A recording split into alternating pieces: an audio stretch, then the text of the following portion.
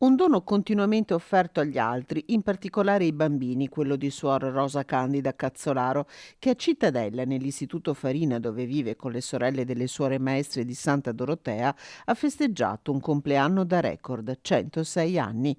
Accanto alla cittadellese più longeva, il sindaco Luca Pierobon, il sindaco di San Giorgio in Bosco, suo paese natale Nicola Pettenuzzo e l'arciprete di Cittadella, Monsignor Luca Moretti.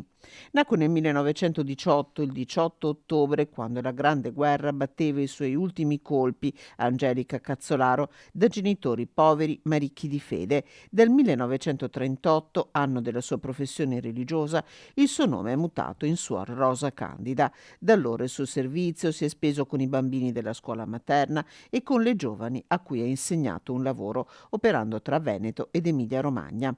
A Suor Rosa Candida gli auguri di tutta la nostra redazione.